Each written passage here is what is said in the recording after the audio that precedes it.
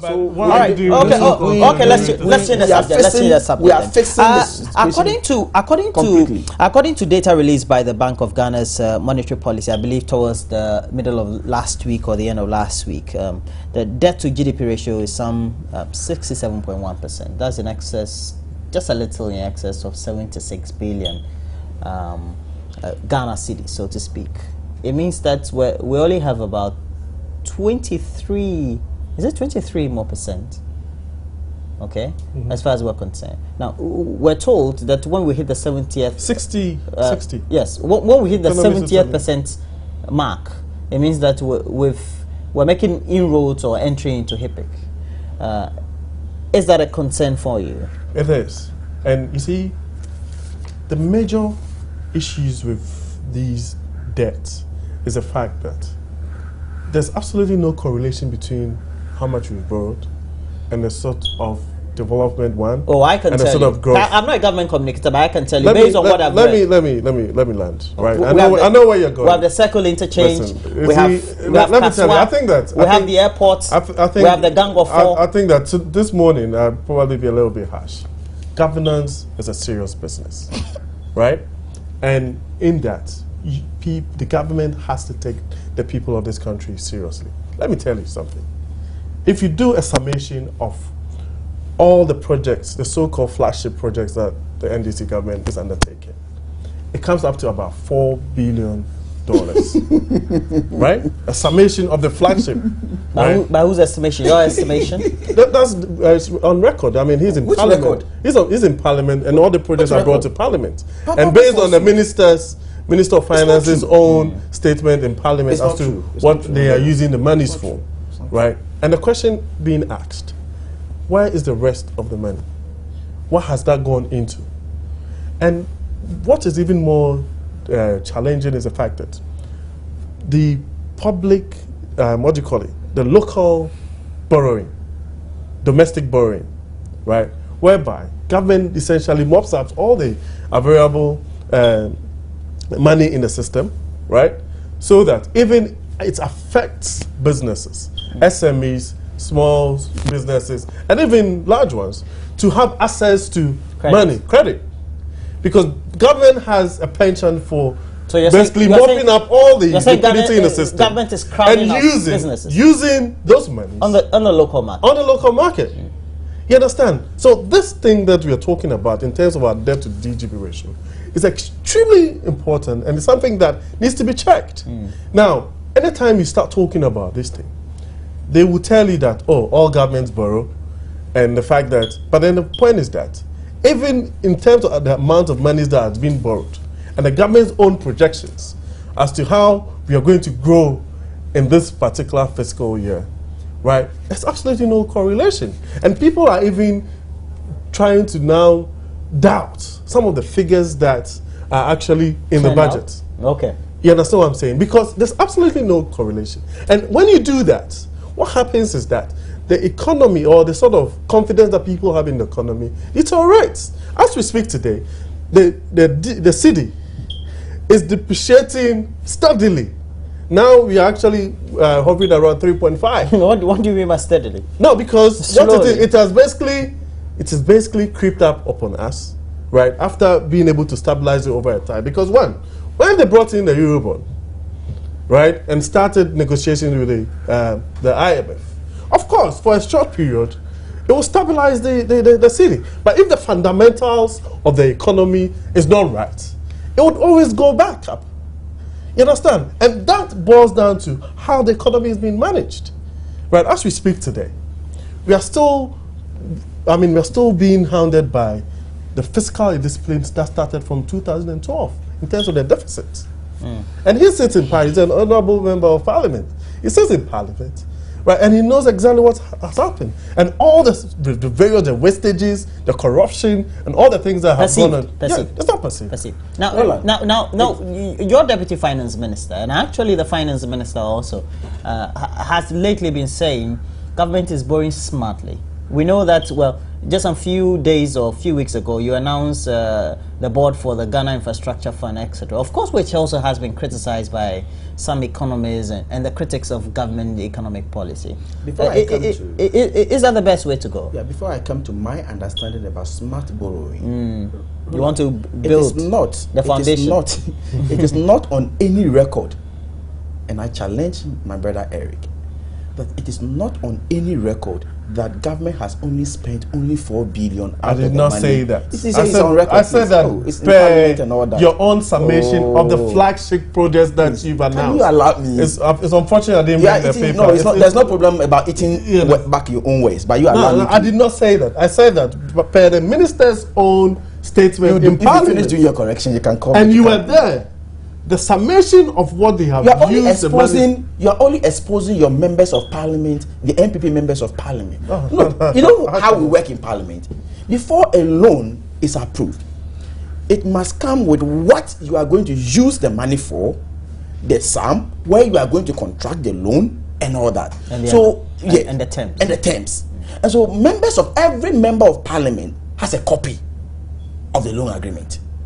So the least the members of parliament, the MPP members of parliament can do is that, look, government says it's going to take this loan for this particular project. We are going to buy Daily Graphic this day.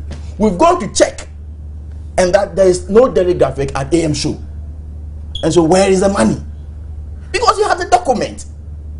You don't do this lazy, summation and come out to say that this is our figure. We think that government has spent so far 4 billion. No, but that came from the Minister of Finance. So it's not true. I am challenging you that it's not true. It's not any record. It's a lie. Your people are telling you, and you are believing it. You are buying into it. I don't know whether he is getting his information from what the minister read in Parliament and mentioned a number of the projects. And I say that, or they were just some of the projects. Of course, not so. So what I said, I think that you need to give me an opportunity to clarify. What I said was that per the minister's own so when you are talking, remove the ambiguity so that you don't come and take my time to do your own correction. Will you allow me to talk? Let me clarify, please. You are doing a lot of clarification. The minister's own statement in your statements are many. Listed a series of projects, right? And the projects, when you do that, including the airport in Tamale, everything comes up to around 4 billion. How did you arrive at that estimation? Based on the calculations, based on the sum of the projects. So that's a lazy one. No, let me finish. No, you don't have the floor. The question is that you don't have the floor. You don't have the floor. The question is that that's a lazy one. I say so because yes, I say it's a lazy one because let's even assume without admitting that the minister has indicated on a sheet of paper some projects that you have. You feel that those are not all the projects. Those are not all. But even if you feel that those are, all the projects the minister is talking about, what you could have done is that because you have all the documentations as far as the agreements are concerned, so you pick the minority side. The minority side. You should have done proper computation. Exactly. You pick those projects. You then compare it with your document you have. Then you ask the minister, and in the parliament you can file a question. That Mr. Minister, this is what you gave us, and per the document we have, this is what you're supposed to do. So you've clarified. Where is it? Smart borrowing. Where is it? What do you mean by smart borrowing? Don't do this kind of smart borrowing. And so don't embellish it. It's okay, Mr. Kando. It's okay. Smart borrowing. What do you mean by that? Smart borrowing. If we say, per my own understanding, you don't have to go and borrow and then you use it for paying salary. That is not smart borrowing. But that's the accusation. If we hear that the domestic a bulk of the borrowing is being used to pay salaries. That one too is not true. You're using. I think we should use the right terminology. You're using them for recurrent expenditure. I'm saying that the true smart. or false?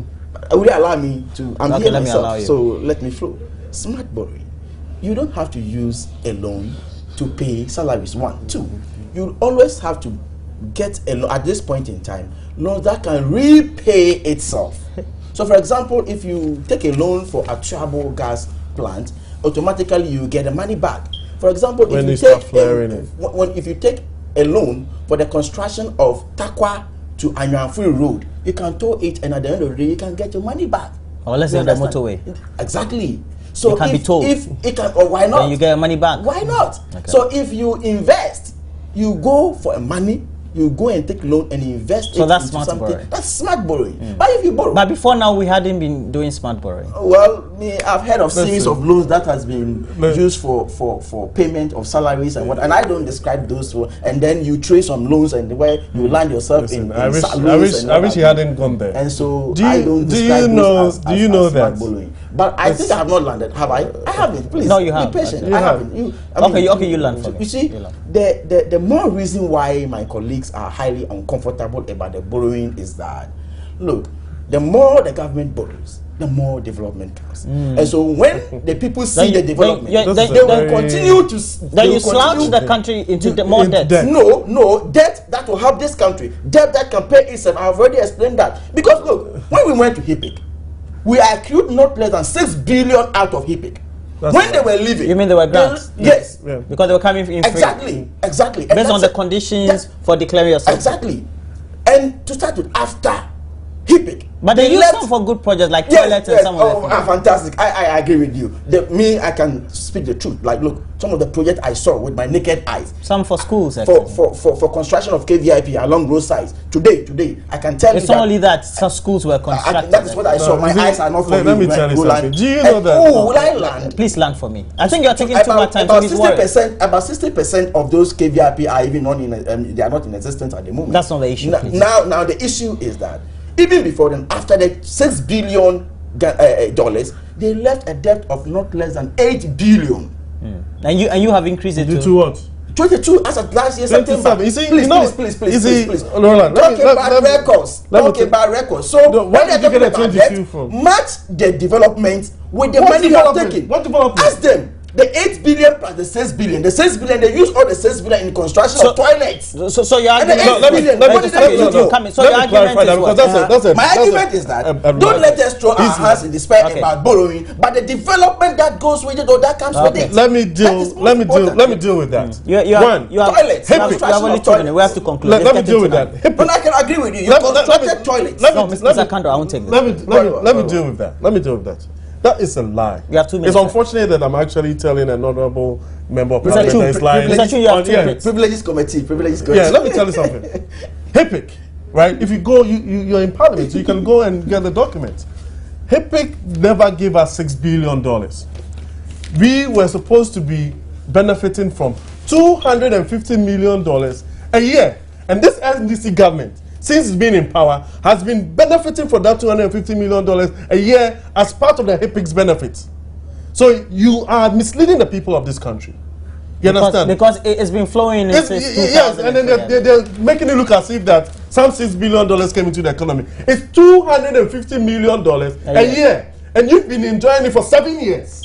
And so you are disputing. With all have you calculated for 8 years? Listen, and then they are going about claiming that they have borrowed 22 billion, which is not true. If you do from the last time the 22 billion data came up to now, even if you look at the foreign exchange, listen, you approve the loans in parliament. If you do the foreign exchange, the time is up, sir. You do the foreign exchange analysis and the depreciation of a city, and you take some kind of median, right, as to where we are in terms of how the city has depreciated over that period. You're talking in excess of $28 billion, right? Really? Yes, because at the time that they started borrowing from now, the cedi to the dollar was probably 2.1.